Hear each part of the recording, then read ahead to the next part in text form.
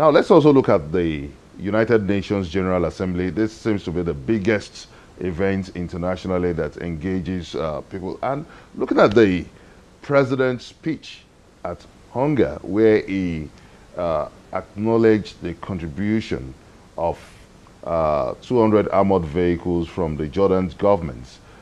Does this signal a shift of military alliance with Jordan government?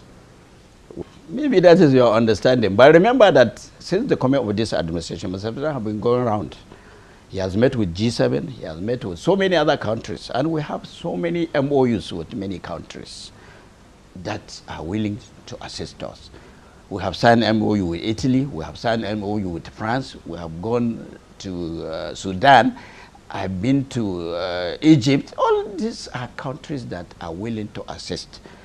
Jordan has obliged to assist us with their extra defense articles, some of the things that they have extras. America did some.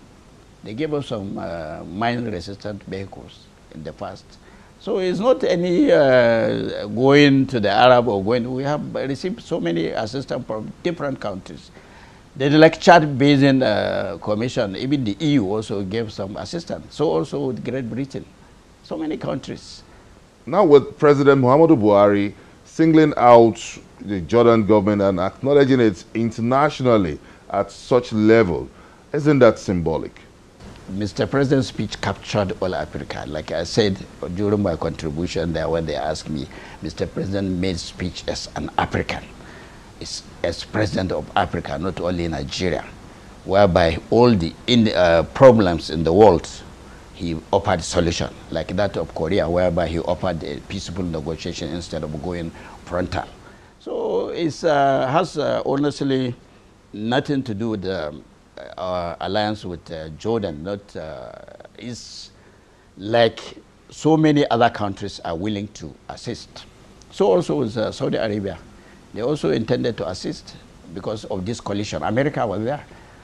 During the last coalition conference that they had in Riyadh, they promised to carry everybody along, and America is the one spearheading the coalition against terrorism.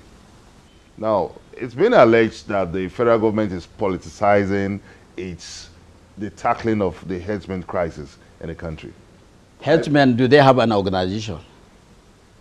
I ask you. You see, there are a lot of things that people are mixing up. This is a legal, I think it's legalized, it's something that may be looking for right, but not on unconstitutional manner or in a way that is not supposed to be. This has meant, you are talking of something that is not even identified. We are fighting cattle rustling. I don't know how they tag this cattle herdsmen.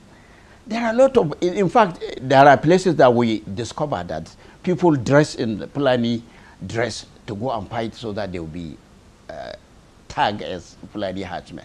A lot of misinformation is going about this Fulani herdsmen. Cattle rustling is an international offense, not only in Nigeria. It happens in Kenya and many other countries, and that's what is happening in Nigeria too.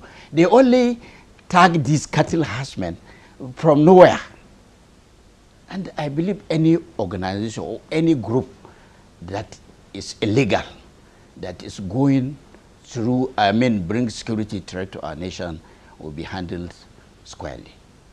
So now, if, as the defense minister, if you are to compare the two, which is more of a security threat between the herdsmen crisis and the IPOB's movement in the southeast?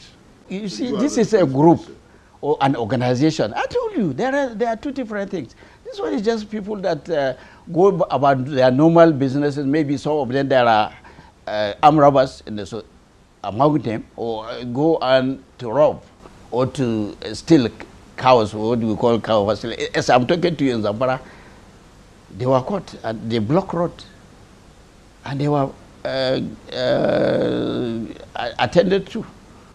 In fact, they killed some of them. Some people are saying, but the IPOB is an organization which is looking for something which I told the indices that they use in getting them prescribed. Even it's at low court. What I'm saying in essence is that the federal government has been alleged of politicizing the military exercise in tackling the herdsmen crisis, that they've not been able to use the full military might, that they've been tackling them with kid gloves. Like I told you that as I'm talking to you in Zamfara now, they are there fighting these cattle rustlers. So also in the north, in the north central. So it's not any way limited fight to one group or the other. This is something that you can't compare. They are not two. They are two different things. Let's move over to the Boko Haram crisis in the northeast now. With the failure of the military to meet the September 1 deadline, does this give you something to worry about? Military operations are not fixed that you say you must obtain your 100%. You give timeline. When the time did not come, you extend it. So it's issue of making active people. By the time you give them that deadline and timings, they will be more proactive, and more the morale and the other things that will follow up will be higher than when you leave it open. And that is why all military operations are targeted and given timeline. If the situation did not warrant getting the best out of it, then they extend it. That is what is happening. As I'm talking to you, it has been extended. In terms of intelligence assessment now, have there been any intelligence assessment to ascertain why the military failed to meet the September 1 deadline? That is not for public use. Like I always said, you aim at something, but you cannot get it 100%. One issue or the other can sabotage the your target timeline, and it could be adjusted. What we call flexibility is one of the principles of war. You cannot be rigid and say, okay, all you want to attain, it must be achieved within that particular timing. Given a timeline in the military, by military standard, how much of strategic planning goes into this giving of a deadline? Like I said, asymmetric warfare is quite different from normal warfare. There are so many things that can happen within the period of the timeline. The issue is whether Shekau is dead or alive.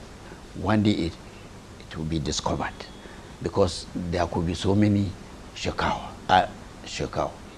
He will be killed today, another person can come out tomorrow and say he is Shekau. And all these things we have been pursuing it, we have been analyzing it, and at some time to come, all this one will be open.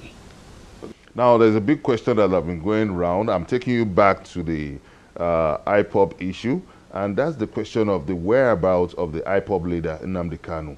Where is Nnamdi Kanu? His lawyer or his other people should come up and tell us. As far as we are concerned, we didn't go for Kanu, and that is why I told you the issue of Python dance has nothing to do with IPOB. They went there for their normal constitutional duty of training, and that is it. Shouldn't the federal government take responsibility for the whereabouts of Nnamdi Kanu? That is why I'm saying, if we are the one that went for him and we didn't, he was not seen, then but he went into hiding. So we are also looking for him. The fact is that Nnamdi Kanu disappeared after the Operation Python dance in the southeast. So now there is an inevitable link between the two now. So what's the federal government's reaction to this? Now they pick you from my office. Definitely people have seen you. You've been picked, and where you've been taken to, or how you disappeared. Now, before we wind down this conversation, now looking at the challenge of territorial sovereignty of the nation, how prepared is the Nigerian military to ensure peace and security in the nation and of the nation? I'm telling you, our military, they are doing the best to keep our nation united. Since independence, the military have been the unifying factor of this country.